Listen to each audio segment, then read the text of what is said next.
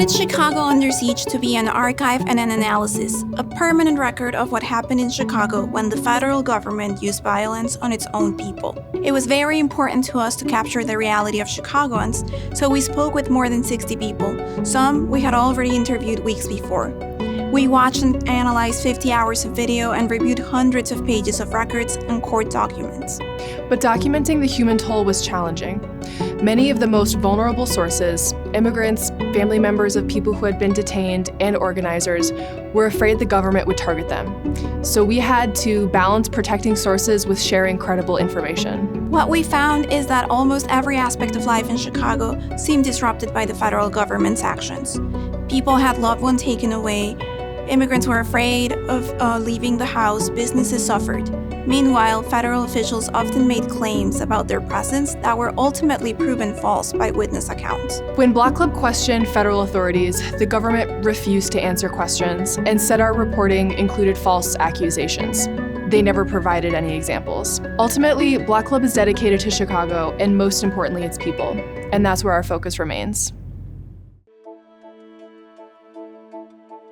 On Chicago's northwest side, one hospital has earned a reputation that's hard to ignore. Some call it the Death Hospital.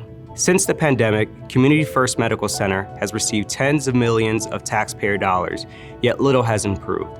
In fact, conditions are rapidly deteriorating. Water pipes burst, elevators leave patients stranded between floors, doctors and nurses are forced to work without basic supplies like medical gloves or saline flushes. This year-long investigation reviewed more than 2,000 pages of records, including inspection reports, financial documents, government investigations, legal filings, and medical examiner reports. Hospital administrators refused to participate, but we spoke with dozens of doctors, nurses, and staff who shared internal records and firsthand accounts. We found little oversight of how this for-profit hospital spent more than $75 million in state and federal grants, even as its patient population declined year after year. Worse, we uncovered a troubling pattern that put patients' lives at risk. In one case, a 27-year-old woman was rushed to the hospital after losing consciousness at home. Medical staff failed to triage her or check on her, despite repeated pleas for help from her family. She sat in the waiting room for 40 minutes until she died.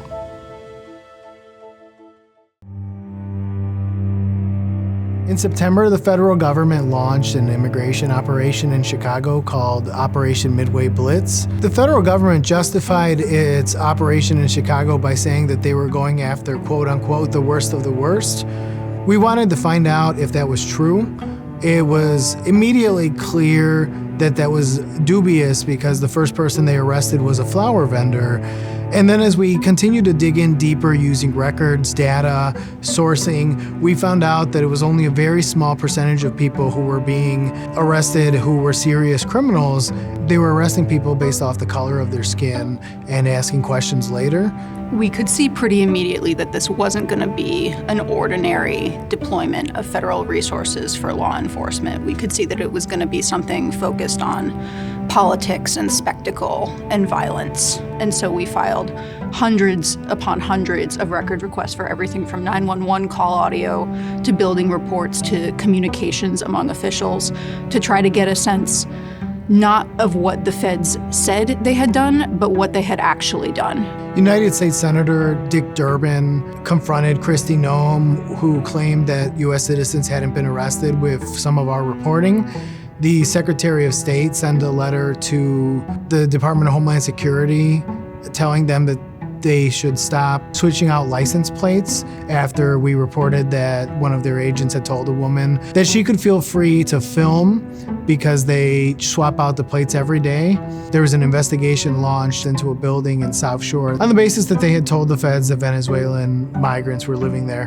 What we did was we told one chapter of a year-long story around the United States where the federal government went into mostly blue cities and carried out an unprecedented set of immigration raids. And we captured that in Chicago, what it meant to people, what it felt like to be swept up in or to witness, and what the fallout was.